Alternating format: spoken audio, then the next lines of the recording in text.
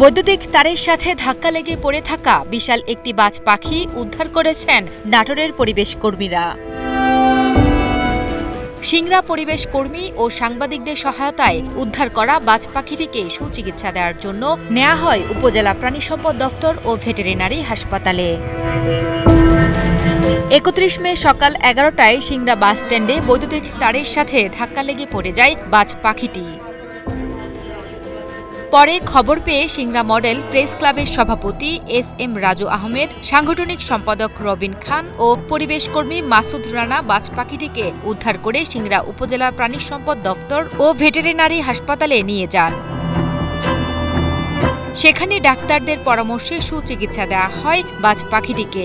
আজ সকালে আমরা জানতে পারি যে সিংড়া বাস স্ট্যান্ডে একটি বাজ পাখি আহত অবস্থা পড়ে আছে। পরে খবর পেয়ে আমরা ছুটে যাই এবং সেখান থেকে বাজ পাখিটি উদ্ধার করে সিংড়া উপজেলা প্রাণী সম্পদ ও ভেটেরিনারি হাসপাতালে নিয়ে যাই এবং সুচিকিৎসা করা হয়েছে।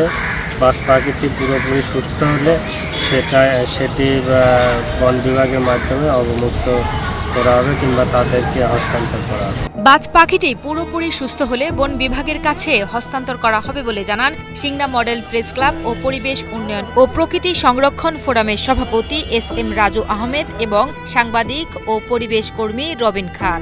যখন অসুস্থ অবস্থায় আমরা পরিবেশ কর্মীরা পাই, পাখিটাকে আমরা মেডিকেলে নিয়ে গিয়ে চিকিৎসা দেওয়ার পরে পাখিটিকে আমরা রেখেছি আমাদের কাছেই এবং সুস্থ হলে আমরা বন বিভাগকে এটা হস্তান্তর করব।